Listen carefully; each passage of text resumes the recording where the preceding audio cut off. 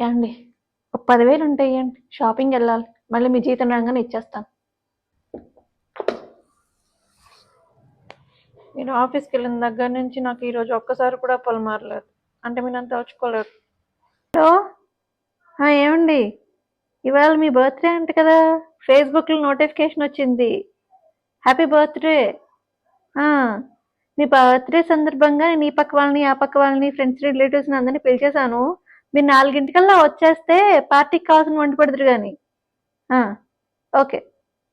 మా అత్తగారు వాళ్ళ అబ్బాయిని ఏదో 2 దెబ్బలు వేసానని చెప్పి పొద్దున్నుంచి తెగ ఫీల్ అయిపోతున్నారు. మా నాన్న నాకు లక్షలు లక్షలు పెట్టి కొనిచ్చాడు, నాకు 2 దెబ్బలేసా అది హక్కులేదా? హలో వదినా, రేపు సండే చెల్లెల పెళ్ళుంది. వెడ్డింగ్ కార్డు వాట్సాప్లో పంపిస్తాను. ఆ రోజు యూట్యూబ్ లైవ్ వీడియో లింక్ పంపిస్తాను, జాయిన్ అవ్వండి. స్విగ్గీలో ఫుడ్ ఆర్డర్ పెడతాను. చదివింపులు మాత్రం గూగుల్ పే చేయండి. ఇప్పుడు అలా కూడా రాస్తున్నాను అన్నమాట. పొద్దున్నే వీధిలో ఎవడో 400 ఇవ్వండి, జీవితాంతం కూర్చొని తినండి అంటే ఏంటా అని గబగబా వెళ్ళి చూసేసరికి ఇదిగా ఇది ఇచ్చాడు.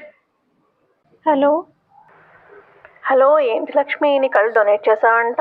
అవునే, మనం పోయాక మళ్ళీ బిగ్ బాస్ అవి ఎవరు చూస్తారు చెప్పు. అదే మన కళ్ళు దానం చేస్తా అనుకో, బిగ్ బాస్ చూడొచ్చు, మాస్టర్ షెఫ్ చూడొచ్చు, ఈ సీరియల్స్ అన్నీ చూడొచ్చు. అప్పుడు మనల్ని ఎవ్వరూ ఆపరు. అందుకే డొనేట్ చేశాను. హలో హలో డాక్టర్ గారు, నిన్న మీరు నాకు రాసిచ్చిన మతిమరుపు టాబ్లెట్లు ఎప్పుడెప్పుడు వేసుకోవాలి?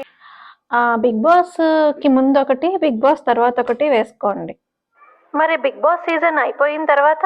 అప్పుడు మీకు వేసుకోవాలని గుర్తుంటే మళ్ళీ ఫోన్ చేయండి.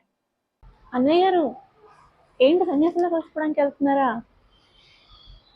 ఇగో ఈయన ఎక్కడన్నా కనిపిస్తే అడిగానని చెప్పండి. హాయ్ వదినా. ఏం లేదు, ఇంటికి చుట్టాలు వచ్చారు, ఈయన ఒక్కరే వంట చేయలేకపోతున్నారు, కాస్త అన్నయ్య గారిని పంపిస్తావా?